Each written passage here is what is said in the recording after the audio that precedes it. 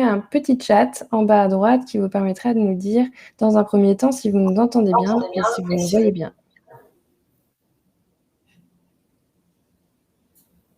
Bonjour Donière, super. Ok. Super, tout le monde nous voit, c'est parfait. Bonjour de Bordeaux, c'est bien, il y a du monde de la France entière. Peut-être quelques personnes d'outre-mer aussi? Var, Lille, l'Alsace. Ah, voilà. Super, parfait. Il est 14h29, on va commencer dans 1 minute. On va juste attendre que les dernières personnes se connectent. Vous étiez presque 300 à vous être inscrits à cette formation, à cette webconférence. Donc, bienvenue à tous. Caen, Normandie, super. Et bonjour de Sainte. Super, merci Françoise. C'est parfait si vous nous entendez bien. Est-ce que vous voyez aussi le petit support de présentation, donc avec marqué atelier les statuts juridiques aussi? Oui, ok, super. Bon, c'est parfait. On va pouvoir commencer. Du coup, dans un premier temps, je vais me présenter. Je vais laisser Anderson se présenter aussi. Donc, je m'appelle Chloé Bouquier. Je fais partie de l'association ADI, donc l'association pour le droit à l'initiative économique. Je vais vous en dire un peu plus tout à l'heure sur mon travail et sur l'ADI en général. Et je vais laisser Anderson, si tu veux te présenter en 1 minute. Merci Chloé. Donc je suis Anderson Clark, conseiller entrepreneuriat pour Positive Planet, et moi je suis basé dans la région Auvergne-Rhône-Alpes, plus spécifiquement à Vaux-en-Velin, une commune à côté de Lyon. On connaît bien. Super, merci. Et bien moi je suis à Paris d'ailleurs, je ne l'ai pas précisé, mais donc je suis au siège de l'ADI à Paris. Donc pour revenir à l'ADI, donc c'est une association qui existe depuis un peu plus de 30 ans. Nous, on défend l'idée donc à l'ADI que chacun peut devenir entrepreneur, à condition qu'il ait accès à un crédit, donc un microcrédit, et un accompagnement personnalisé. Donc on est partout en métropole et dans les Outre-mer. Il y a à peu près presque 200 antennes et permanences partout. Donc où que vous soyez, vous aurez forcément un conseiller ADI sous la main. Notre réseau, donc c'est presque 500 salariés et 1300 bénévoles qui travaillent pour l'ADI et avec l'ADI. Le but pour nous, c'est de financer votre création d'entreprise ou le développement de votre entreprise, de vous apporter tous les conseils dont vous aurez besoin pour vous lancer en sécurité et vous accompagner, donc des accompagnements individuels, collectifs, des formations. Voilà, le but, c'est de vous offrir tout ce dont vous avez besoin pour que votre création d'entreprise soit une réussite. Et maintenant, je vais laisser la parole donc à Anderson, qui va rentrer dans le vif du sujet. Petite précision, donc juste sur le déroulement de la webconférence. Vous recevrez, suite à la webconférence, le replay de la séance. Donc, si vous avez loupé un petit moment ou si vous êtes obligé de partir en avance, il n'y a pas de souci, vous pourrez récupérer les informations plus tard. Vous aurez aussi le support de présentation sous format PDF. Pour le fonctionnement d'aujourd'hui, on va essayer de garder les questions pour la fin. Donc, vous pourrez poser vos questions. Il y aura un quart d'heure qui sera dédié aux questions à la fin de la présentation d'Anderson. Donc, voilà, n'hésitez pas à garder vos questions, à bien écouter pendant les 45 minutes de présentation et on espère qu'on pourra répondre à toutes vos questions. Voilà. Merci. Merci beaucoup Chloé. Alors, eh bien, ce que je vais faire dans un premier temps, c'est que je vais vous présenter en quelques mots notre association, donc Positive Planet. Donc, Positive Planet, c'est une association qui a été créée en 2006 par Jacques Attali, qui est toujours présidée d'ailleurs par Jacques Attali, et qui a pour mission d'accompagner tous les porteurs de projets qui souhaitent créer une entreprise. Alors, nous, on travaille beaucoup et principalement dans des quartiers prioritaires, donc des quartiers dans lesquels on estime qu'il y a des besoins d'emploi et dans lesquels on estime pouvoir apporter à des personnes qui peut-être subissent une forme d'exclusion sociale ou économique, eh bien, une certaine bienveillance et un professionnalisme qui va permettre à ces personnes de sécuriser leur parcours de création d'entreprise. Il existe 3 programmes d'accompagnement chez Positive Planet, 2 programmes d'accompagnement en création, donc avant la création et l'immatriculation d'une entreprise, et puis on a un programme post-création. Moi, j'interviens en tant que conseiller entrepreneurial principalement sur de l'accompagnement individuel, donc ça c'est historiquement le premier accompagnement de Positive Planet. Donc il y a des rendez-vous individuels avec le conseiller, avec des experts également, et puis des ateliers collectifs sur les thématiques de la création d'entreprise. Il existe aussi un programme, une formation, donc on est toujours sur les mêmes thématiques de la création d'entreprise, mais sous un format un petit peu différent, sous la forme d'une promotion d'une dizaine, d'une quinzaine de personnes, un format plus condensé, plus intense, pour des personnes qui souhaiteraient créer leur activité plus rapidement. Et puis, on a un dernier programme d'accompagnement qui est le Club des Positiveurs. Donc là, on est sur quelque chose qui intervient en post-création. Et l'objectif, c'est d'accompagner des entrepreneurs, donc des personnes qui ont créé et qui peut-être ont participé à l'accompagnement individuel de Positive Planet ou à la formation, et qui souhaitent être accompagnés encore après la création de l'activité. L'idée, c'est que ce Club des Positiveurs va permettre aux entrepreneurs de participer à des événements, de la mise en réseau professionnel, et puis surtout, et ça c'est le principal avantage de ce Club des Positiveurs, c'est que chaque entrepreneur aura un mentor, donc une personne qui va l'accompagner durant 1 an. Voilà, donc ça c'est pour la présentation de Positive Planet. Alors ce que je vous propose, c'est de passer tout de suite au vif du sujet, c'est-à-dire les statuts juridiques. Aujourd'hui, on a 3 objectifs et je vais essayer de les décliner dans cette présentation. Le premier objectif, ce sera de découvrir ce qui compose et ce qu'on appelle l'enveloppe juridique d'une activité, en vous donnant en quelque sorte le jargon, les mots qu'on utilise dans le choix du statut juridique, dans le statut, dans l'immatriculation par la suite. Le deuxième objectif, ce sera d'identifier les éléments de choix de ce statut juridique. Et puis, dans un troisième point, on essaiera de comprendre les conséquences des choix réalisés, les conséquences du choix juridique du statut juridique qui sera pris. Et là, on parlera principalement des conséquences et des implications sociales et fiscales. Alors, la première chose à se poser lorsqu'on parle du choix, d'un projet de création d'entreprise, c'est de réfléchir et de se poser un certain nombre de questions. Est-ce que je souhaite créer seul ou à plusieurs ? Est-ce que j'ai des contraintes ? Est-ce que j'ai identifié des contraintes liées à ma clientèle ? Est-ce que mon projet est amené à se développer, est amené à croître rapidement ? Quels sont les moyens financiers que je vais mettre dans mon activité ? Est-ce que ce sont des fonds personnels ou est-ce que je vais solliciter des financements ? Et sur ce point-là, l'ADI pourra aussi vous accompagner. Quelle est la réglementation liée à mon activité ? Est-ce qu'elle favorise un statut plutôt qu'un autre ou est-ce qu'elle empêche un statut plutôt qu'un autre ? Quelle est la protection sociale pour ma famille et moi ? Et puis, quelle est ma situation personnelle ? Alors, cet ensemble de questions, c'est des questions que vous pouvez vous poser seul dans un premier temps, mais c'est aussi des questions auxquelles vous pouvez réfléchir avec un organisme d'accompagnement à la création d'entreprise comme Positive Planet, par exemple.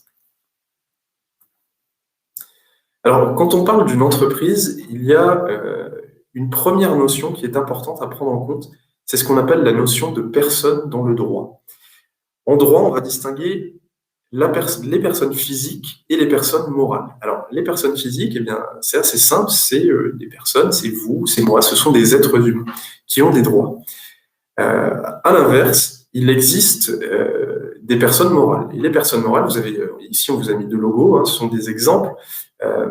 Nous, on va principalement parler d'entreprises, de personnes morales sous la forme de sociétés, mais comme Peugeot par exemple, mais il existe aussi d'autres formes de personnes morales. C'est le cas de Médecins sans frontières ou c'est le cas de Positive Planet par exemple. Ce sont les associations et puis il existe aussi encore d'autres formes dont je ne parlerai pas aujourd'hui. On va surtout se focaliser sur les formes d'entreprise. Alors, pourquoi cette notion de droit, de personne, est importante et cette distinction surtout ? C'est parce que dans certains cas, et dans le cas de l'entreprise individuelle, mais on y reviendra, dans le cas de l'entreprise individuelle et de certaines déclinaisons, le chef d'entreprise et l'entreprise sont une seule et même personne. On dit que vous êtes l'entreprise et l'entreprise est vous. Dans le cas de la personne morale, eh bien, il y a une distinction. Il y a la personne physique d'un côté, qui sera le dirigeant effectif de l'entreprise ou le chef d'entreprise, et de l'autre côté, il y aura la personne morale, qui a donc une personnalité juridique au sens de la loi. Ici, vous avez un résumé des différentes formes et statuts juridiques qu'on va aborder aujourd'hui. Donc, vous avez l'entreprise individuelle, avec certaines déclinaisons. Il y a donc l'entreprise individuelle à responsabilité limitée, on y reviendra. Et on a aussi, dans l'entreprise individuelle, un statut spécifique qui est celui de la micro-entreprise. Et dans ce cas-là, on parle de personnes physiques. Il existe aussi, vous les avez ici, l'EURL, la SARL, la SASU ou la SAS, qui sont des personnes morales. Alors, je vais peut-être expliquer pour ceux qui ne connaissent pas. EURL, ça veut dire entreprise unipersonnelle à responsabilité limitée. La SARL, c'est la société à responsabilité limitée. Donc, l'EURL, c'est la version unipersonnelle de la SARL. Et puis, on a le même principe pour la SAS et la SASU. Donc, SAS, société par action simplifiée. Et la SASU, c'est la société par action simplifiée unipersonnelle. Et donc, dans ces 4 derniers cas, on est sur une personne morale. Alors, lorsqu'on parle d'une entreprise, d'une entité économique et juridique, il y a 2 premières notions qui sont importantes à considérer. Il y a la notion de patrimoine et de responsabilité. Ce sont 2 notions qui sont intimement liées, et je vais vous donner les 2 cas qui existent. Le premier cas, ce sera plutôt celui de l'entreprise individuelle, de la micro-entreprise aussi, où les patrimoines sont confondus. Votre patrimoine personnel, votre patrimoine de chef d'entreprise ou de personne physique est confondu avec celui de l'entreprise. Ce qui veut dire aussi que votre responsabilité vis-à-vis de l'entreprise, elle est totale. Le deuxième cas, c'est celui où le patrimoine, votre patrimoine personnel, est distinct du patrimoine de l'entreprise. C'est pour ça, en fait, que j'en ai parlé plus tôt, mais lorsqu'on parle de personne morale, lorsqu'on parle d'une URL, d'une SARL, par exemple, d'une SAS ou SASU, à ce moment-là, on va bien distinguer le patrimoine de chaque entité. Il existe toutefois, dans la réalité, des moments où on va pouvoir chambouler un petit peu, je dirais, ce schéma assez classique qu'autorise le droit du patrimoine confondu ou du patrimoine distinct. Dans le premier cas, il existe une possibilité, par exemple, de créer une entreprise individuelle à responsabilité limitée. Alors, qu'est-ce que ça veut dire? Ça veut dire tout simplement que vous allez définir un patrimoine d'affectation lié à l'entreprise. Ce qui permettra, en cas de dette auprès de vos créanciers, et si l'entreprise éprouve des difficultés à rembourser ses dettes, eh bien, les créanciers ne pourront se rembourser que sur le patrimoine qui est affecté à l'entreprise et qui aura été défini et enregistré préalablement lors de la création de l'activité. Et dans le deuxième cas, oui, ce que j'ai oublié de vous dire aussi dans le premier cas, c'est qu'il y a une chose qui est protégée lorsqu'on dit que les patrimoines sont confondus, c'est la résidence principale du chef d'entreprise. C'est la seule chose qui, dans le droit, ne peut pas être saisie pour rembourser les dettes de l'activité. Il existe une autre possibilité, c'est ce qu'on appelle une déclaration d'insaisissabilité sur les biens immobiliers, qui peut amener, si vous avez plusieurs biens immobiliers, au-delà de la résidence principale, si vous avez d'autres biens qui sont mis en location, par exemple, eh bien, vous pouvez faire une déclaration d'insaisissabilité qui vous permettra donc d'éviter que vos biens soient saisis pour rembourser les dettes de l'entreprise. Donc ça, c'est les singularités et les particularités du premier cas. Dans le deuxième cas, dans le cas des patrimoines distincts, si vous faites un prêt auprès d'une banque, par exemple, pour acheter un bien, une voiture, une machine, peu importe, eh bien, dans certains cas, la banque pourra casser cette idée de séparation des patrimoines en sollicitant de la part du chef d'entreprise ce qu'on appelle une caution, un engagement, en fait, une caution personnelle et solidaire.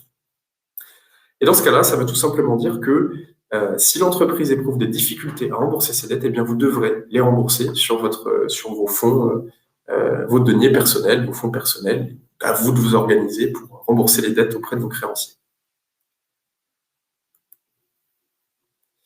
Alors, l'une des questions qu'on peut se poser aussi, c'est qu'est-ce qu'est-ce qui constitue le patrimoine d'une personne morale? Alors, personne morale, on est bien d'accord, c'est la SAS, la SASU, le URL ou la SARL. Eh bien, le premier patrimoine d'une personne morale, c'est le capital social.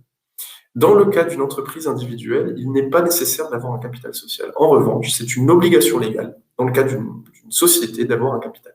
Eh bien, ce capital que vous allez définir, qui peut être de 100 euros, de 1000 euros, de 10 000 euros, ça dépendra des sommes que vous souhaitez mettre dans l'entreprise et de l'activité que vous allez réaliser, eh bien, ça va constituer le premier patrimoine de l'entreprise. Et puis, le patrimoine de l'entreprise, eh bien, va se constituer au fur et à mesure de la création de votre activité, et vous allez pouvoir constituer un patrimoine qui ne sera pas uniquement un patrimoine lié au capital investi au départ, mais qui sera aussi un capital lié à tout ce que vous allez posséder. Si vous possédez une voiture, ça fait partie du patrimoine de l'entreprise.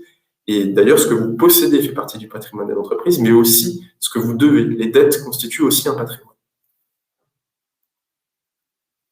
Alors, pour résumer, on a vu la personnalité juridique, personne physique ou personne morale. Vous avez ensuite la notion de capital. Donc, je l'ai expliqué, dans le cadre de l'entreprise individuelle, il n'y a pas de capital qui est requis. En revanche, dans le cas des sociétés, EURL, SARL, SASU, SAS, il est nécessaire d'avoir un capital. Il n'y a pas forcément de minimum. En revanche, vous devez avoir un capital défini au départ. Et puis, cette notion de patrimoine. Donc, le patrimoine est confondu dans le cadre de la personne physique et de l'entreprise individuelle, et puis il est séparé dans les autres cas. Dans certains cas, vous pouvez choisir également d'avoir un associé. Vous pouvez donc choisir une forme d'entrepreneuriat individuel, l'entreprise individuelle, le URL ou la SASU, par exemple, et puis dans d'autres cas, vous pouvez décider d'avoir un associé. Un ou plusieurs associés, d'ailleurs. Cet associé, ça peut être un membre de votre famille, ça peut être un ami, ça peut être une personne avec qui vous avez déjà travaillé et avec qui vous souhaitez encore travailler. Mais avant de choisir un associé et avant de prendre cet associé, il y a un certain nombre de questions à se poser. Est-ce que vous avez, par exemple, monté ce projet ensemble? Est-ce que vous êtes d'accord sur les grandes lignes du projet? Est-ce que vous avez déjà travaillé ensemble et est-ce que vous connaissez les méthodes de travail de l'un et de l'autre? Quel est l'apport dans l'entreprise de chaque associé? Est-ce que des rôles ont été définis? Est-ce que ces rôles sont complémentaires? Est-ce que l'activité a besoin de 2 personnes pour fonctionner? Et est-ce qu'elle est en mesure ou est-ce qu'elle sera en mesure de rémunérer 2 personnes?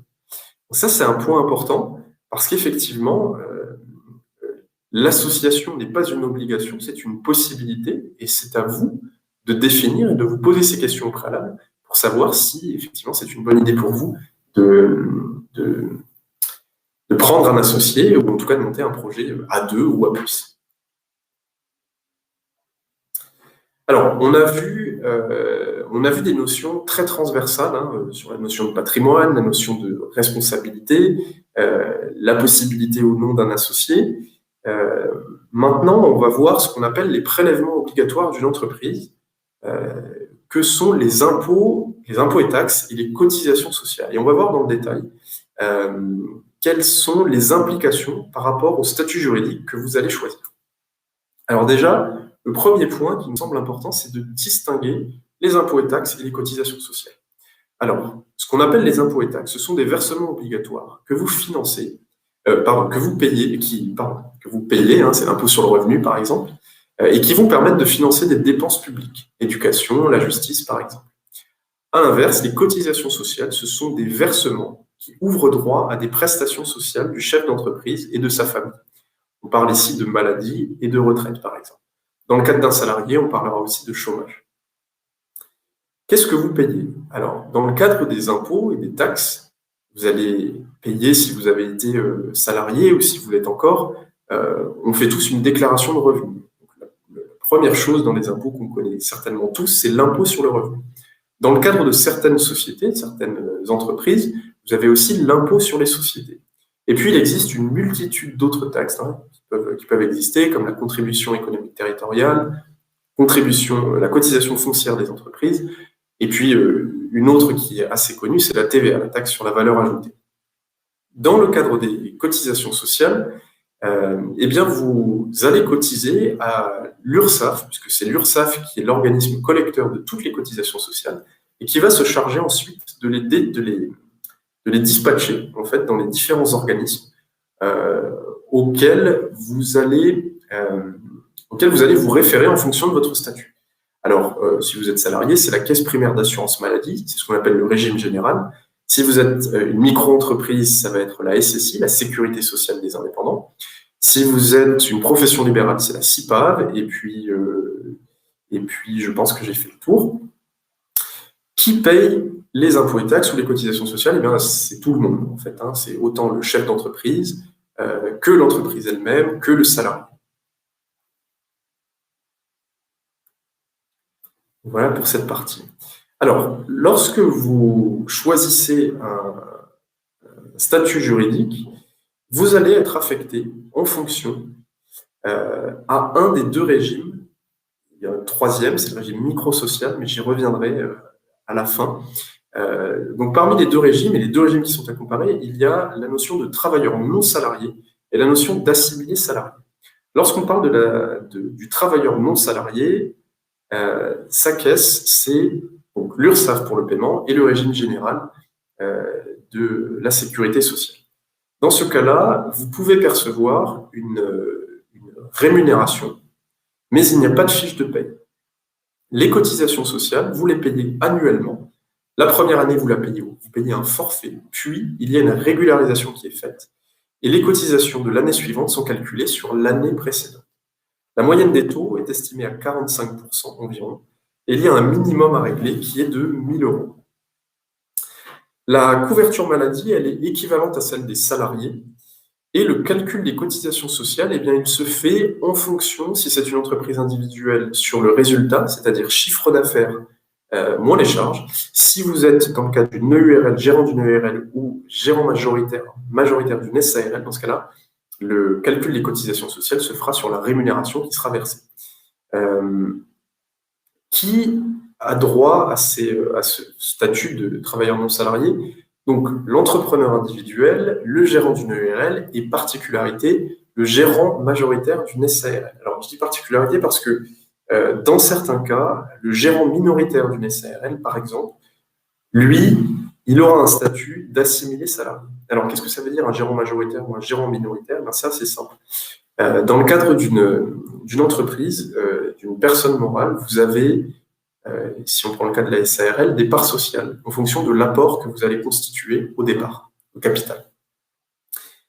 Si vous êtes seul, vous avez 100% des parts sociales, et si vous êtes plusieurs, eh bien vous avez autant de parts sociales en proportion que l'apport que vous avez apporté, que vous avez amené dans le capital. Si vous êtes, par exemple, 60% des parts sociales, vous êtes donc considéré comme un gérant majoritaire. Et votre régime, ce sera le régime de TNS, travailleur non salarié. Si ce n'est pas le cas, si vous êtes un gérant minoritaire ou un gérant égalitaire, dans ce cas-là, votre régime sera le statut d'assimilé salarié. Et pour vous expliquer en comparaison quelles sont les caractéristiques du statut d'assimilé salarié, alors comme pour le travailleur non salarié, vous êtes affilié au régime général et vous payez vos cotisations à l'URSSAF. Ici, vous avez une fiche de paie, donc un salaire qui est versé. Ce salaire peut être versé mensuellement, trimestriellement, peu importe, ça c'est vous qui le définissez. Les cotisations sociales, elles, sont à payer trimestriellement. Et les cotisations sociales, le montant des cotisations sociales est calculé sur la rémunération que vous avez décidé de verser au gérant ou au président de la SAS ou de la SASU. La moyenne des taux est plus élevée, puisqu'elle est de 82% de la rémunération nette et elle est de 65% de la rémunération brute. C'est le même calcul, ça donne le même résultat, c'est simplement des taux différents pour calculer différemment. Il n'y a pas de minimum à régler, c'est-à-dire qu'il est tout à fait possible d'être président d'une SAS ou d'une SASU, de ne pas se verser de revenus, donc de ne pas payer de cotisations sociales, mais ça voudra dire que vous n'êtes pas protégé. La couverture maladie, elle est équivalente à celle des salariés, il n'y a pas de différence entre le TNS et l'AS.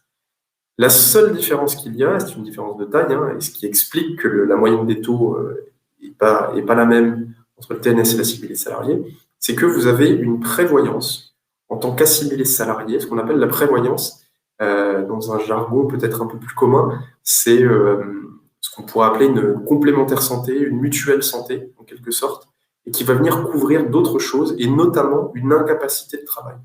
Cette incapacité de travail, ça veut dire que si vous n'êtes plus en mesure de travailler parce que vous avez un accident, par exemple, eh bien, cette prévoyance, elle va vous verser des indemnités pour compenser cette perte de salaire. Et donc, je l'ai dit, assimilés salariés, c'est donc pour les présidents de SAS, de SASU, les gérants majoritaires ou égalitaires de SARL. Alors, pour synthétiser, le travailleur non salarié, vous avez compris, EI, EURL, SARL.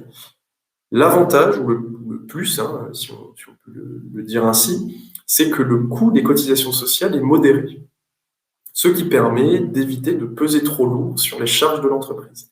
Alors c'est un avantage parce que ça veut dire que vous allez potentiellement pouvoir dégager un bénéfice plus rapidement et plus important qui pourra lui être réinvesti dans l'entreprise. Quelques points d'alerte toutefois, c'est que il y a une nécessité de mieux suivre sa trésorerie. Il faut se rappeler que les cotisations sociales, vous les payez annuellement. C'est un forfait, puis il y a une régularisation qui est faite. Ça veut dire qu'au moment où vous devez payer ces cotisations sociales, qui peuvent représenter une somme importante, eh bien vous devez avoir la trésorerie sur votre compte bancaire. Vous faites des décaissements, quoi qu'il arrive, même si vous ne prenez pas de revenus. Il y a un minimum à payer. Et puis, et ça c'est la différence avec le statut d'assimilé salarié, vous avez une couverture prévoyance qui est inexistante. Dans le cas de l'assimilé salarié, on a vu qui était concerné par ce régime. Les points positifs, c'est que vous pouvez régler tous les trimestres, donc vous avez vous pouvez mieux gérer votre trésorerie. Il n'y a pas de minimum à verser, mais ça, on peut considérer que c'est une alerte aussi, puisque pas de minimum à verser, ça veut dire que vous n'êtes pas couvert, mais vous avez, et ça c'est un point positif, une meilleure prévoyance, c'est-à-dire équivalente à celle des salariés. Les points d'alerte, alors un coût plus élevé, hein, évidemment, lorsqu'on crée une activité, on a souvent des charges importantes, et puis un chiffre d'affaires ou des recettes qui peuvent être relativement faibles, et devoir payer trimestriellement des cotisations sociales à hauteur de 82%, et bien ça peut représenter une charge très importante en termes de trésorerie pour l'entreprise, qui doit être considérée, en tout cas au départ, si vous choisissez le statut de SASU ou de SAS ou de gérant minoritaire. Alors, pour récapituler, on a vu jusqu'à présent la personnalité juridique, le capital, est-ce qu'il faut un capital ou pas pour créer son activité, le patrimoine, le nombre de créateurs. Alors, quand on parlait d'entreprise unipersonnelle et entreprise individuelle, on est d'accord que c'était 1. Dans le cas de la SARL et de la SASU, il faut au moins 2 créateurs, mais il peut y en avoir plusieurs. Et concernant le régime social, eh bien, on l'a vu aussi, TNS ou assimilé salarié. Alors, on a parlé de régime social, maintenant on va parler de régime fiscal. Pour déterminer quel est le revenu imposable, le calcul qui se fait pour une entreprise est assez simple. En fait, vous allez déterminer quel est le chiffre d'affaires, quelles sont les recettes que vous avez effectuées sur une année comptable, auquel vous allez déduire les charges, et ça va nous donner votre revenu imposable, le revenu imposable de l'entreprise. Alors déjà, on doit distinguer deux types d'impôts. L'impôt sur le revenu, qui est un impôt qui frappe les revenus des personnes physiques, c'est un impôt qui est dit direct et progressif, et qui est calculé au niveau du foyer fiscal. Ce qu'on appelle le foyer fiscal, c'est toutes les personnes qui composent le foyer. Donc ça peut être une personne seule, ça peut être une famille, un mari, une femme, des enfants. Et puis vous avez le deuxième impôt, c'est l'impôt sur les sociétés. Donc l'impôt sur les sociétés, c'est un impôt qui est calculé sur les bénéfices d'une entreprise. C'est un impôt qui est lui aussi direct et proportionnel. Alors on va regarder dans le détail, d'abord pour l'impôt sur le revenu et puis ensuite l'impôt sur les sociétés, on va voir un petit peu ce qu'il en est. Alors déjà pour déterminer quel est le revenu imposable du foyer, et bien en fait on va faire un calcul assez simple. Vous avez déjà tous fait certainement des déclarations de revenus. vous allez déclarer les revenus de votre activité en fonction du statut. Ça peut être une rémunération de gérance, ça peut être un salaire si vous êtes en SAS, ou ça peut être votre chiffre d'affaires si vous êtes en micro-entreprise. Vous allez lui ajouter éventuellement les revenus du conjoint, vous allez lui ajouter éventuellement d'autres revenus dans le foyer, ça peut être des revenus fonciers par exemple, si vous avez un appartement ou une maison, des biens immobiliers que vous louez, et ça va nous donner la base des revenus imposables. Et puis ensuite, il y a des tranches qui sont définies. Alors, on parle de tranches parce que ça veut dire que si vous avez, au niveau du foyer fiscal, par exemple, eh bien, des revenus équivalents à 50 000 euros, eh bien, dans la première tranche, de 0 à 10 084 euros, vous ne serez pas imposé. Cette tranche-là ne sera pas imposée. À ça, on va lui additionner 11% d'impôt sur une tranche située entre 10 000 et 25 000 euros. Je ne donne pas les centaines, les quelques euros, mais dans l'idée, c'est ça. Et puis, les revenus entre 25 000 et 73 000 vont être, eux, imposés sur la tranche à 30%. Et on va accumuler ces différentes sommes qui vont nous donner l'impôt sur le revenu que votre foyer devra payer. Alors, il faut avoir en tête aussi que l'impôt sur le revenu, il prend en considération donc les revenus, ça c'est le premier point, hein, c'est la base évidemment, mais il va prendre aussi en considération d'autres choses, c'est notamment ce qu'on appelle les parts sociales. Donc si vous avez des enfants, vous allez avoir des parts sociales en plus qui vont faire réduire le montant de l'impôt, et puis il y a plein d'autres choses qui peuvent faire réduire le montant de votre impôt, des investissements, des fiscalisations, des investissements, des fiscalisations ou autres, ça dépendra de votre situation. Ok. Vous avez maintenant l'impôt sur la société. Donc, l'impôt sur les sociétés, il est un peu plus simple. C'est aussi, on a aussi des tranches. En fait, entre 0 et 38 000 euros, vous avez un taux d'imposition à 15%. Et au-delà de 38 120 euros, le taux d'imposition est de 26,5%. Alors, ce taux de 26,5%, il est très récent, puisqu'en fait, il date du 1er janvier 2021. Donc avant, il y avait des tranches un petit peu différentes, il y en avait un peu plus, et là, ça a été réduit. Ce qu'il faut garder en tête, c'est que si vous avez une société, une personne morale, et que vous faites des bénéfices, évidemment, l'impôt sur les sociétés, au même titre que l'impôt sur le revenu, vous ne le paierez que si vous avez des revenus. Dans le cadre de la société, vous le paierez sur les bénéfices. Et si vous n'avez pas de bénéfices, vous ne paierez pas d'impôt. Donc, si vous avez une société, vous allez donc payer des impôts sur la société, si vous avez des bénéfices. Mais vous allez aussi payer des impôts à titre personnel qui seront l'impôt sur le revenu. Et c'est important à noter parce qu'en fait, vous allez non pas payer doublement l'impôt, vous allez payer 2 types d'impôts. Et ça, il faut le prendre en considération.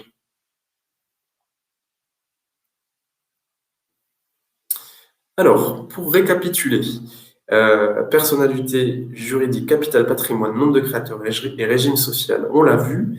Ce que je voudrais vous préciser, c'est qu'en fait, chaque statut a un régime fiscal qui lui est plutôt attribué. Mais il y a toujours des options et des dérogations possibles. Alors, dans le cadre de l'entreprise individuelle, c'est donc la personne physique est imposée à l'impôt sur le revenu. Il peut être réel ou sous le régime du micro-fiscal. On y reviendra sur ce point-là, ça fera partie de la slide suivante. Dans le cas de l'EURL, par défaut, l'impôt sur le revenu est choisi, mais vous avez une option, vous avez la possibilité de choisir l'IS, si vous le souhaitez. Et dans le cas de la SARL, de la SASU et de la SAS, c'est l'impôt sur les sociétés, par défaut, qui sera choisi. Et vous avez la possibilité de choisir l'impôt sur le revenu. C'est une option qui est possible durant 5 ans. Alors, vous pourriez vous demander pourquoi je choisirais plutôt l'impôt sur le revenu que sur les sociétés. Ben là, ça va surtout dépendre. Alors, là, je vous conseillerais plutôt de vous adresser à un expert comptable pour avoir une information plus précise. Ça va surtout dépendre, je dirais, de votre activité, de votre situation personnelle. Si vous avez plein d'enfants, plein de parts sociales, par exemple, il peut être avantageux de passer par l'impôt sur le revenu parce que ça va venir réduire votre assiette de cotisation, d'imposition, pardon. Alors, il existe un statut, une déclinaison de l'entreprise individuelle qui s'appelle le statut de la micro-entreprise. Le régime de la micro-entreprise, en fait, il va se définir par un régime micro-social et un régime micro-fiscal spécifique. Ce qu'on appelle la micro-entreprise aujourd'hui, c'est ce qu'on appelait auparavant l'auto-entreprise, enfin, en tout cas le statut d'auto-entrepreneur. Alors, l'idée de ce statut, c'est d'avoir une simplicité de gestion et des frais d'enregistrement faibles, en réalité inexistants. Hein. Si vous vous immatriculez sur le site guichet-entreprise.fr, vous n'avez pas à payer, vous pouvez le faire vous-même ou vous pouvez le faire en étant accompagné par Positive Planet, par exemple. Alors, dans ce cas-là, il y a des règles assez précises dans le cadre de la micro-entreprise.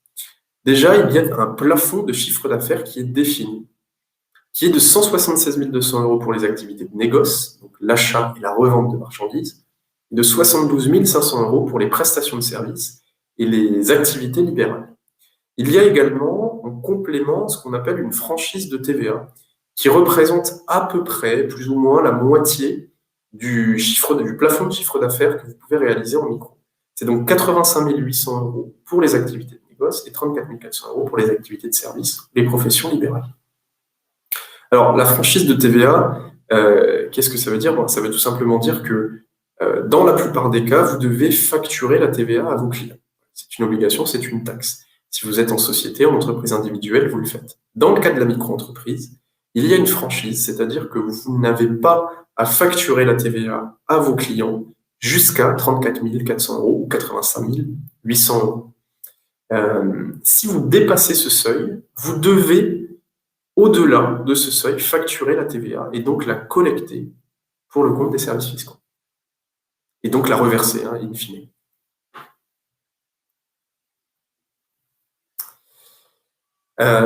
Au niveau social, le régime microsocial, il a certaines caractéristiques. Alors déjà, vous êtes défini en étant un travailleur non salarié, mais vous allez payer vos cotisations à l'URSSAF, mais votre référence, ce sera pour les prestations sociales, ce sera la sécurité sociale des indépendants. C'est une autre caisse, c'est pas le régime général, comme on a vu précédemment pour les autres statuts. Là, vous avez cette caisse à qui vous devez vous adresser directement.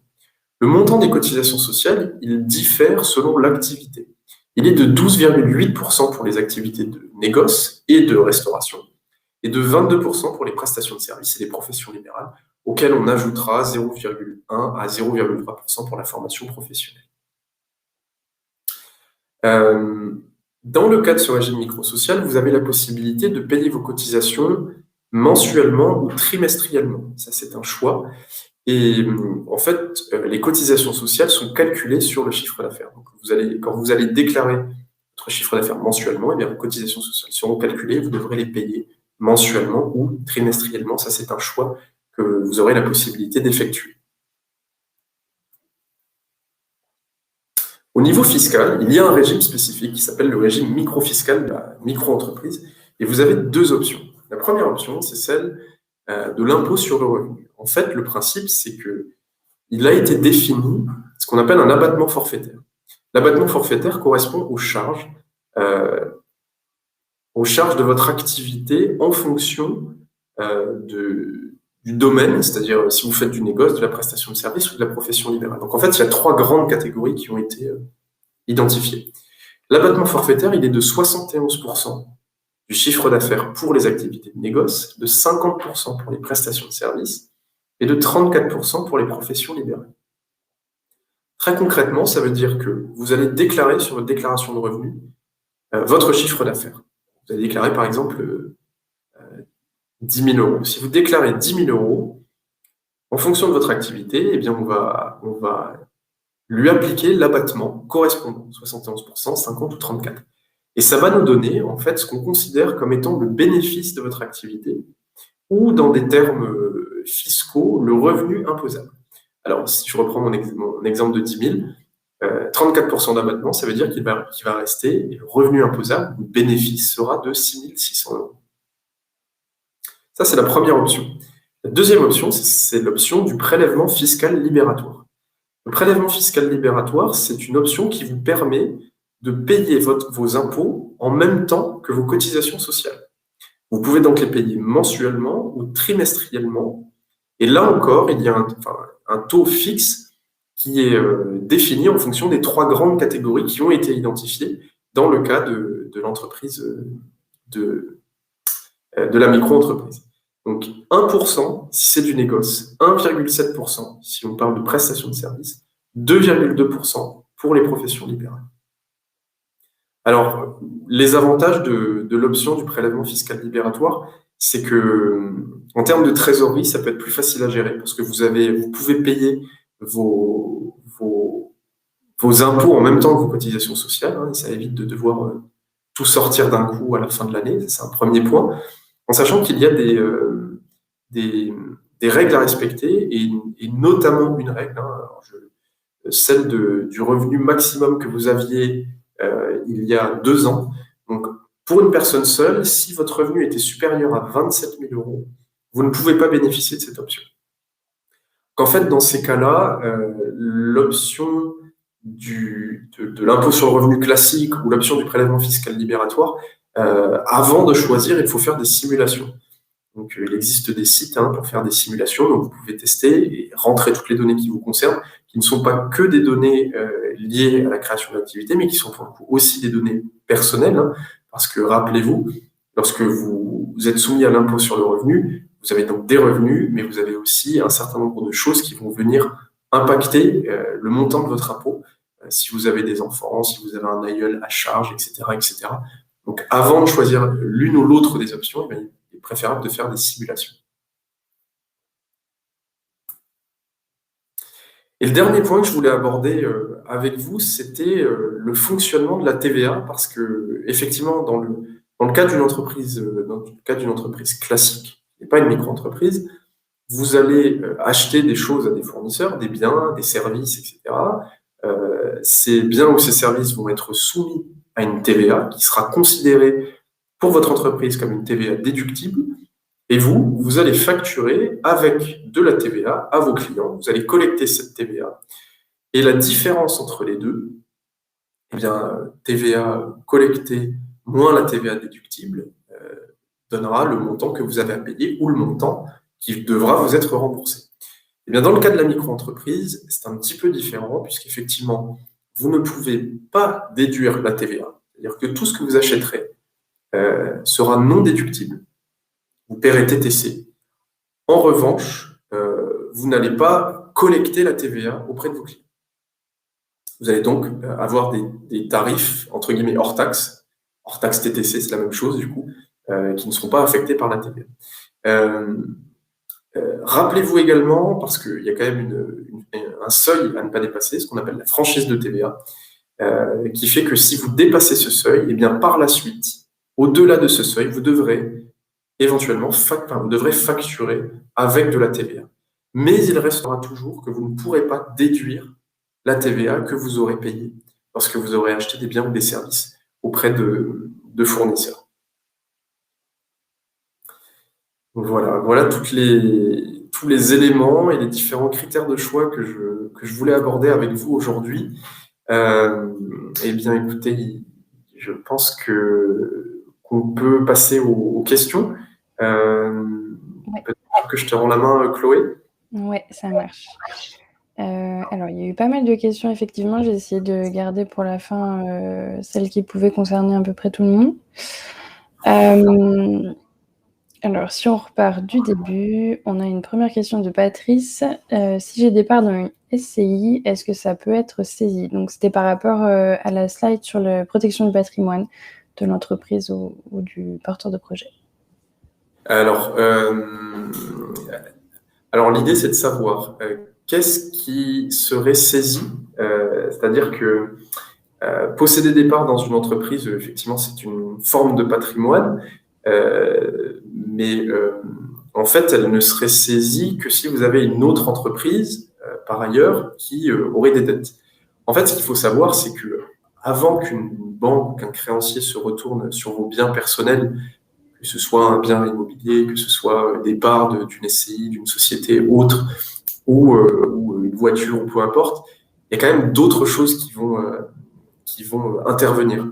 Une banque, lorsqu'elle vous fait un prêt, elle prend des garanties. Et avant la caution personnelle et solidaire, qui est une garantie parmi d'autres, il va y avoir des garanties réelles qui vont être prises, le nantissement d'un véhicule, d'une machine par exemple, l'hypothèque d'une maison, enfin ça c'est à titre personnel, mais l'hypothèque d'une maison c'est comme un nantissement.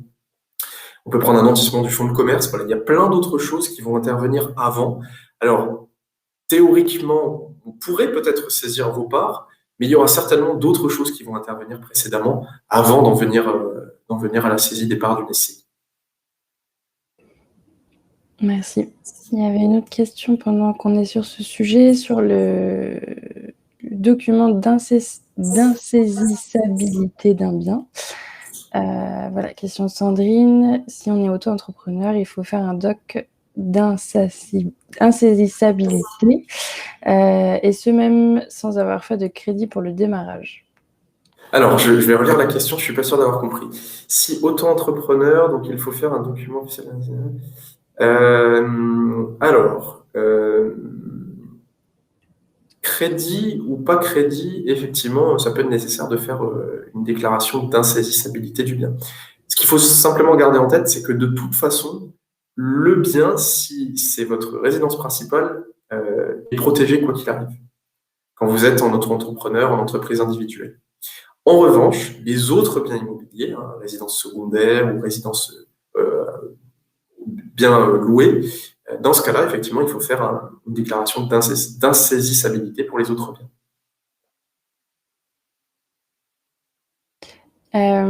On change de sujet, donc avec Aurélia qui a une question. Donc, si je suis en micro-entreprise et que j'ai besoin d'avoir un associé, comment faire? Est-ce qu'on change de statut? Voilà, rapidement, un petit peu ça. Oui, effectivement. Alors, par définition et par principe, la micro-entreprise est une entreprise individuelle. Donc, vous ne pouvez pas avoir d'associé. Le seul moyen pour vous d'avoir un associé, au sens juridique, c'est-à-dire que les choses sont écrites et enregistrées, eh bien, c'est de créer une société comme une SARL ou une SAS, par exemple. Ok. Question à peu près similaire. Donc, si on est auto-entrepreneur et qu'on décide de travailler régulièrement avec une personne externe, est-ce qu'on a plutôt intérêt à l'inscrire comme associé ou à continuer sous forme de contrat de maintenance? Et dans ce cas-là, quel est le meilleur statut à choisir? Alors, travailler régulièrement avec une personne externe. Eh ben, en fait, je pense que la vraie question à se poser, c'est est-ce que vous avez envie d'être associé avec quelqu'un? Quand vous travaillez seul, vous prenez des décisions qui sont les vôtres, celles que vous choisissez et la façon dont vous voulez guider votre entreprise, votre société. Choisir un associé, ça se fait pas principalement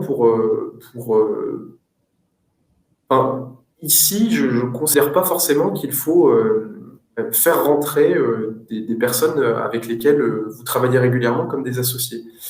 Encore faudrait-il que cette personne, effectivement, vous apporte quelque chose et que vous lui apportiez quelque chose. Et dans ce cas-là, eh bien, écoutez, c'est un choix qui se fera plutôt entre les deux personnes. Donc à ce niveau-là, moi, je conseillerais d'en discuter entre vous et de savoir dans quelle mesure cette association peut être bénéfique à l'un et à l'autre. Et dans ce cas-là, eh bien, choisir un statut. Alors le meilleur statut, ça je peux pas vous le dire, parce que ça peut être la SARL, ça peut être la SAS. Ça dépendra, vous avez pu le voir, du montant des cotisations sociales qui sont à payer, de l'imposition, est-ce que tous les deux vont être rémunérés, etc., etc. Très belle transition sur les cotisations. Question de Nathalie. Donc, si on est salarié et micro-entrepreneur en même temps, comment ça se passe pour les cotisations sociales? Alors, oui, c'est intéressant comme question parce que je ne l'ai pas précisé, mais le statut de micro-entrepreneur peut être un statut à part entière. On peut décider de créer une micro-entreprise et de se consacrer à 100% à cette activité, mais on peut aussi décider de créer une micro-entreprise qui va être un complément de revenus. Alors, dans ces cas-là, en fait, votre régime social sera celui que vous avez en tant que salarié. C'est-à-dire que vous allez cotiser, vous allez payer des cotisations sociales, mais votre régime ne sera pas celui du régime micro-social, mais sera celui que vous avez en tant que salarié, qui, donc, par définition, est un peu plus avantageux. Super, bon à savoir. Alors, on a une question de Sophie. Quels sont les moyens pour se protéger juridiquement lorsqu'on est en micro-entreprise? Protéger, c'est bien, par exemple. Donc, est-ce qu'il suffit de faire un document d'insaisissabilité? Oui. Oui, alors, deux choses. Alors, encore une fois, la micro-entreprise, c'est une personne physique, donc les patrimoines sont confondus. Ça, c'est la définition juridique. Et en fait, en réalité, en micro-entreprise, vous n'avez pas tellement la possibilité de séparer les biens. Il faut être dans une entreprise individuelle à responsabilité limitée. Et c'est cette entreprise individuelle à responsabilité limitée, parce que vous allez définir que votre responsabilité est limitée, vous allez définir un patrimoine d'affectation à l'entreprise. Et c'est de cette manière que vous allez distinguer le patrimoine qui relève de l'activité. Si vous avez une voiture ou une machine, par exemple, que vous utilisez pour l'activité, vous le déclarez en tant que tel, ce qui veut dire par définition que le reste constitue votre patrimoine personnel. Alors après, si par bien vous entendez des biens immobiliers, effectivement, c'est la déclaration d'insaisissabilité. Ok. Question aussi de Nathalie. Y a-t-il d'autres possibilités d'avoir une couverture prévoyance si on est travailleur non salarié? Oui, tout à fait. En fait, ce sont des assurances complémentaires. C'est ce qu'on peut appeler une complémentaire santé, une mutuelle, etc. Enfin, il y a plusieurs termes. Il est tout à fait envisageable de choisir le statut de TNS et puis d'aller voir une compagnie d'assurance. Il y en a plein des compagnies d'assurance, vous pouvez aller les voir. Et effectivement, en fonction de votre situation, choisir et définir une prévoyance qui sera plus adaptée à votre personne, en fait, à votre situation personnelle. Et du coup, ce sera payé en plus. Dans certains cas, il est tout à fait possible en fait que le montant, je dirais, des cotisations sociales plus prévoyance soit inférieur au montant que vous payeriez si vous étiez en assimilé salarié. Alors, voilà, c'est vraiment au cas par cas et c'est à voir avec les assureurs en fonction de votre état de santé, etc. Mais ça peut être moins cher. J'en profite aussi pour vous dire que l'ADI fait aussi de l'assurance, de la micro-assurance. Donc, il y a des offres d'assurance, que ce soit pro ou même prévoyance santé, qui sont négociées, même pour l'auto. Donc, n'hésitez pas aussi à vous rapprocher de votre conseiller ADI. Voilà. Question de France. Donc, cette fiche présentait les options ou les choix à faire en termes de statut, donc TNS ou assimilé salarié. Est-ce que, par exemple, quand on est en EURL, on est obligatoirement TNS ou est-ce qu'on peut être AS? Non, c'est effectivement ça. Si vous êtes en EURL, vous êtes obligatoirement considéré comme un travailleur non salarié. Il y a que la SARL qui a cette... alors, c'est pas une ambiguïté, en fait, c'est qu'il y a des possibilités d'être un gérant minoritaire ou un gérant égalitaire, et donc d'être considéré comme assimilé salarié. Mais si vous êtes un gérant majoritaire, dans ce cas-là, vous relevez du travailleur non salarié. Donc en fait, c'est pas une option, c'est un choix. Enfin, c'est pas un choix, c'est comme ça, c'est défini de cette manière-là. Ok. Question de Marie-Ange. Donc, quid du chômage et du lancement de sa micro-entreprise, donc avec des petites rentrées d'argent pour commencer. D'accord. Alors, ce qui est intéressant, alors dans ce cas très précis, si vous êtes au chômage, si vous bénéficiez d'indemnité de retour à l'emploi, déjà la première chose que je vous conseille de faire, c'est de vous adresser à votre conseiller Pôle emploi, qui pourra vous expliquer vraiment en détail comment ça fonctionne. J'ai quand même quelques informations que je vais vous transmettre. Lorsque vous êtes au chômage et que vous avez un projet de création d'entreprise, Pôle emploi vous permet deux options. La première, c'est ce qu'on appelle l'option capitale, ou l'ARCE, A-R-C-E, qui vous permet de bénéficier de 45% de vos indemnités chômage et qui vous permettent de pouvoir avoir un capital de départ pour lancer votre entreprise. Ça, c'est l'option capitale. Et la deuxième option, c'est l'option du maintien des indemnités chômage. Dans ce cas-là, ce qui se passe, c'est que vous avez votre activité qui est lancée, vous allez réaliser ou pas un chiffre d'affaires mensuellement, et chaque mois, vous allez déclarer votre chiffre d'affaires en tant que micro-entrepreneur à l'URSSAF. Ce même document, vous allez le transmettre à votre conseiller Pôle emploi. En fonction de ce que vous allez déclarer, eh bien, Pôle emploi va faire un calcul et va déterminer le complément qu'ils vont vous verser au titre du chômage. Alors, ce qui est intéressant avec cette option-là, c'est qu'en général, la façon dont est calculé le complément versé par Pôle emploi vous permet souvent de bénéficier d'un revenu supérieur à ce qui serait versé, par le chômage seul, en fait.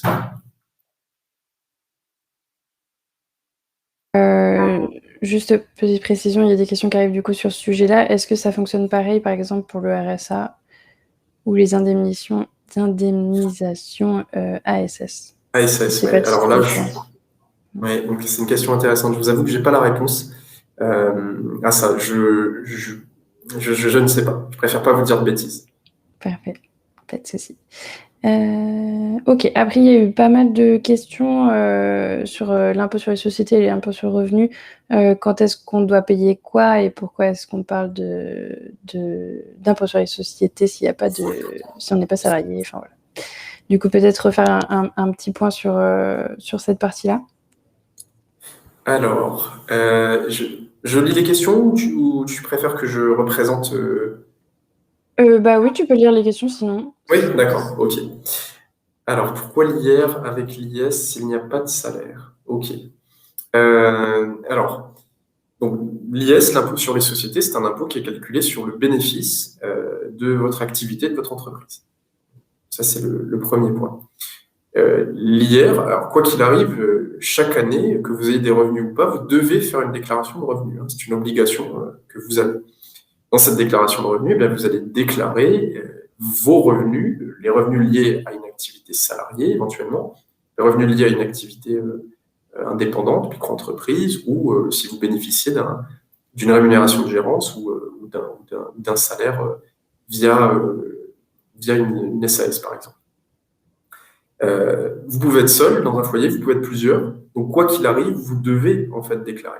Et même si vous n'avez pas de revenu, mais que votre conjointe a un revenu, eh bien, votre foyer fiscal, lui, va être imposé à l'impôt sur le revenu. Et donc, c'est pour ça qu'il y a toujours, enfin, quand je dis toujours, peut-être que vous n'aurez pas à payer d'impôt sur le revenu, mais en tout cas, vous aurez à déclarer vos revenus pour potentiellement payer un impôt sur le revenu, éventuellement en complément de l'IS. Ok, plus clair. J'espère que du coup, ça a apporté cette précision. J'espère que c'est clair. Alors, il y avait une question d'Aurélia, donc sur la TVA. Est-ce qu'on peut facturer la TVA même si on est en dessous des seuils? En fait, vous allez comment dire, vous n'avez pas à la facturer parce que de toute façon, vous n'avez pas à la collecter et vous n'avez pas à la payer, en fait. Alors, ce qui se passe, c'est que si vous choisissez par exemple une micro-entreprise et que vous vous dites, bah, moi je choisis la micro parce que ça me convient, parce que administrativement c'est plus simple et parce que je ne sais pas quel va être mon niveau de chiffre d'affaires, vous avez tout à fait la possibilité. En fait, l'idée pour vous, ça va être de surveiller votre niveau de chiffre d'affaires. Tant que vous êtes en dessous de 34 400 ou 85 800, eh bien vous faites une facture ou des devis sans TVA. Mais il faut bien préciser que c'est sans TVA, c'est très important, c'est des mentions obligatoires et vous avez une obligation légale de le faire. Dès lors que vous dépassez le seuil de chiffre d'affaires et que vous devez facturer la TVA, eh bien dans ce cas-là, vous devez changer de facture, changer de devis, vous mentionnez que la TVA est facturée, qu'elle est collectée, et cette TVA-là, vous devez la payer. Voilà, c'est important parce que, en fait, si vous ne surveillez pas votre chiffre d'affaires, si un jour vous attendez qu'on vienne vous dire vous avez dépassé le seuil, ça n'arrivera pas. Personne ne viendra vous dire que vous avez dépassé le seuil de franchise de TVA. D'où l'intérêt pour vous, évidemment, de bien suivre. Ok. Du coup, question aussi sur le moment où on dépasse les seuils, comment on fait pour le savoir, et étant donné qu'on ne connaît pas notre chiffre d'affaires à l'avance? Alors, en fait, ça sera au fur et à mesure. C'est-à-dire que, alors, déjà en EI, entreprise individuelle, la TVA, vous la facturez. Il n'y a pas de franchise de TVA pour l'EI. Donc, vous la facturez quoi qu'il arrive. En revanche, si vous êtes en micro-entreprise, Donc, il y a cette franchise de TVA, 34 400, 85 800. C'est à vous de regarder vos comptes et de déterminer quel est le niveau de chiffre d'affaires qui est réalisé jusqu'à ce que vous dépassiez le seuil. Au-delà, vous allez devoir facturer en fait la TVA et votre niveau de chiffre d'affaires, effectivement, vous ne le connaissez pas à l'avance, mais ce que vous connaissez à l'avance, c'est qu'il y a un seuil à dépasser ou à ne pas dépasser en l'occurrence. Ok. Alors, question de Chantal. Donc, dans l'option prélèvement fiscal libératoire, il n'y a pas d'abattement de 50 ou 34%. On ne paye que 2,2 du CA. On ne paye pas sur la même base d'imposition. Oui, c'est à peu près ça. Effectivement, la première option, c'est l'abattement forfaitaire, 71, 50 ou 34%. Si vous choisissez la deuxième option, celle du prélèvement fiscal libératoire, dans ce cas-là, c'est un pourcentage qui sera prélevé, 1% sur le négoce, 1,7% pour les services, 2,2% pour les prestations libérales, et qui vont être calculés sur la base du chiffre d'affaires déclaré mensuellement ou trimestriellement. Et donc, effectivement, la base d'imposition n'est pas tout à fait la même, puisque si vous faites une déclaration ici, en fait, ce que vous allez payer au titre de l'impôt sera basé uniquement sur le chiffre d'affaires. Dans le cas de l'impôt sur le revenu, eh bien, il y a d'autres choses qui vont rentrer en considération, les revenus éventuellement d'un conjoint, et puis tout ce qui va pouvoir potentiellement déduire, en fait, le montant de l'impôt. Je parle souvent des enfants, parce que les enfants, c'est souvent ce qui revient de manière récurrente. Les enfants qui constituent une demi-part sociale en plus. Plus vous avez d'enfants, moins vous payez d'impôts, théoriquement, là, pour un revenu équivalent, en tout cas. Ok. Je reviens sur une des premières questions qui avait été posée et qui finalement concerne plus de personnes. Donc, quel est le meilleur choix de statut possible lorsque l'on est en statut d'invalidité catégorie 1 pour créer une entreprise annexe permettant de potentiellement compléter ses revenus et compenser la perte financière engagée par l'invalidité, Je ne sais pas si tu as une réponse à apporter à cette question, c'est assez précis. Mais, alors, je sais pas trop. Là, ce statut d'invalidité, est-ce que c'est un statut... alors je sais pas trop si on parle d'un statut d'une personne en situation de handicap, par exemple, catégorie 1, par exemple. Je pense qu'il y a quelque chose de très spécifique sur une condition. J'ai pas vraiment de réponse ici, parce qu'il y a ce point-là qu'il faudrait pouvoir éclaircir, en sachant que c'est vrai que sur ce point très spécifique, j'ai pas tellement de... Alors, je vois là dans le mode question-réponse, statut RQTH. Alors, effectivement, c'est bien ce que je pensais. Je ne suis pas complètement... je connais pas suffisamment. Je pense que c'est un cas spécifique. Dans ce cas très précis, il faut se renseigner. Ce qui est certain, c'est que en fait, votre invalidité n'est pas une incapacité. Donc, en fait, a priori, il n'y a pas tellement de difficultés pour créer une activité, enfin, l'activité adaptée et de choisir un statut qui soit adapté. Au niveau de l'assurance que vous allez choisir éventuellement, une complémentaire ou quelque chose mutuel, ben en fait, la mutuelle, elle prendra en considération ce statut RQTH que vous avez. Ok.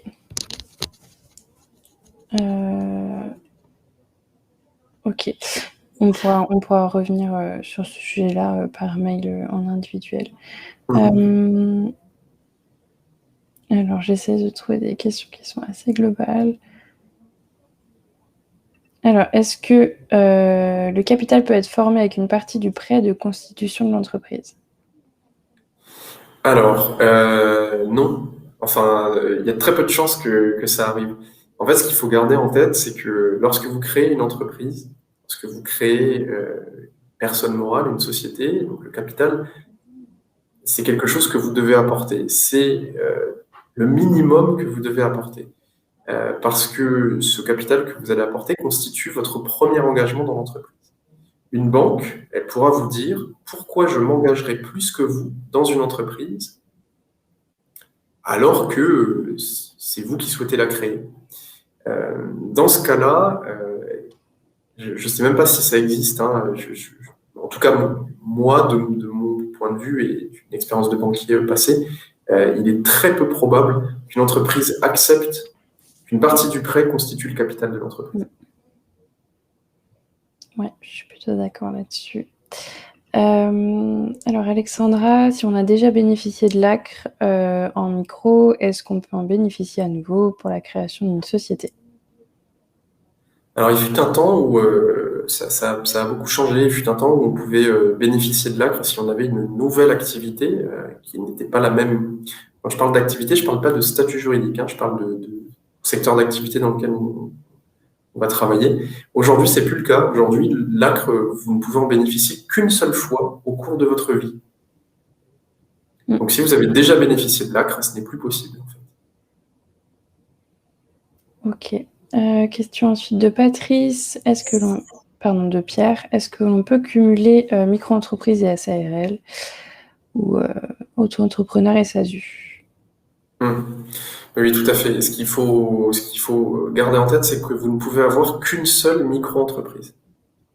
Puisque l'entreprise, elle est à votre nom, c'est donc une personne physique. Il ne peut pas y avoir plusieurs, Anderson Clark par exemple, sous le nom d'une même entreprise, d'une même micro-entreprise.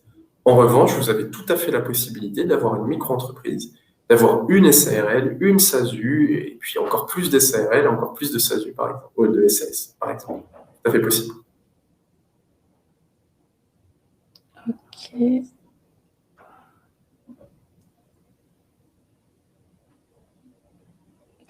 Alors, une question de Nathalie pour une société individuelle, situation du conjoint pour l'aide. Faut-il mieux qu'il soit salarié, associé ou conjoint collaborateur? Eh ben, je sais pas trop. En fait, je vous avoue que sur cette question, ça dépendra un peu de l'entreprise qui sera choisie. Et puis, en fait, ce qui est important, c'est que cette idée de... Alors, déjà, le salariat, ça veut dire payer des cotisations sociales. Donc, ça, c'est un point important. Alors, quand vous dites société individuelle, ça veut dire EURL ou SASU, par exemple. Hein. Il ne peut pas y avoir d'associé dans une entreprise unipersonnelle. Ça veut dire, dans ce cas-là, qu'il faudrait une société avec associé SAS ou SARL, par exemple. Conjoint collaborateur, c'est un statut particulier qui permet de conforter l'existence d'un conjoint qui va aider une entreprise, et dans le cas d'une entreprise individuelle, ça peut exister. En fait, je ne peux pas vous dire qu'il y en a un qui est mieux que l'autre. Disons qu'ils ont chacun leur intérêt, chacun potentiellement aussi un statut différent, en sachant que c'est important de bien choisir, parce que ce qui peut se passer, ou ce qui a pu être observé en tout cas, c'était que pendant un certain temps, il y a quand même plus longtemps, souvent les femmes, en l'occurrence c'était les femmes, aidaient souvent leurs maris dans leurs entreprises, elles n'avaient pas de statut. C'est pour ça qu'un certain nombre de choses a été créé, notamment cette idée de conjoint collaborateur. En tout cas, ce qui est certain, c'est qu'il faut un statut. Pour vous-même, pour la personne qui est conjoint collaborateur, pour avoir un statut pour se protéger et pour faire valoir des droits à un moment donné, il est préférable d'opter pour un de ces statuts et de ne pas seulement être un conjoint collaborateur, enfin comment dire, un conjoint qui aide, mais je dirais de manière bénévole ou au noir, par exemple. Ok. Il y a des questions aussi sur le cumul de plusieurs activités. Est-ce qu'on a besoin, par exemple, si on fait du service ou du négoce ou du conseil, est-ce qu'on a besoin de créer plusieurs entreprises ou est-ce qu'on peut faire plusieurs activités au sein d'une même entreprise? Ça dépend de l'entreprise. Si vous êtes une micro-entreprise, par exemple, vous avez la possibilité d'avoir plusieurs activités. Il faudra définir une activité principale qui représentera la majorité du chiffre d'affaires et vous pouvez lui associer plusieurs autres activités. Si toutefois, dans le cas de la micro-entreprise, vous avez une activité qui est du négoce et vous avez une activité qui est par exemple une prestation de service, eh bien vous allez être soumis au seuil de chiffre d'affaires qui ont été définis, que j'ai pu expliquer dans l'exposé. C'est important de l'avoir en tête parce que vous ne pouvez évidemment pas dépasser ces seuils. Okay, et dans le cas d'une autre société, enfin d'une société, d'une personne morale, hein, une SAS, une SARL, et ben dans ce cas-là, il est tout à fait possible d'avoir plusieurs activités.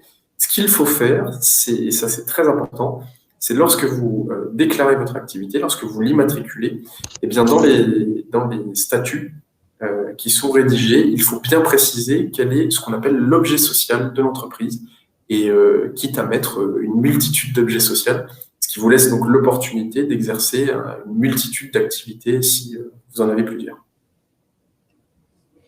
Ok, super. Je vois qu'on a dépassé déjà le temps de 10 bonnes minutes. Il y a encore énormément de questions, mais qui sont très particulières, spécifiques. Il y a enfin voilà, le but c'était surtout de se concentrer sur les statuts juridiques. Il y a beaucoup d'autres webconférences qui sont organisées toute la semaine sur les sujets de la création d'entreprise, donc n'hésitez pas à vous y inscrire pour avoir les réponses à vos questions. Il y a aussi une hotline accompagnement à l'ADI, donc voilà, qui est joignable par mail pour les personnes qui ont participé à cette webconférence-là. Donc s'il y a des questions très spécifiques qui restent, n'hésitez pas à les contacter. Moi, ce que je vais faire après la webconférence, c'est à vous envoyer un mail avec le support de présentation, le replay de la webconférence, et je vous enverrai du coup la liste des autres webconférences de la semaine et l'adresse mail pour joindre la hotline. Voilà, pour qu'elle puisse répondre à votre question et prendre un peu plus de temps. Je suis désolée du coup, Anderson, qu'on ait dépassé le temps. Non, il n'y a pas de souci.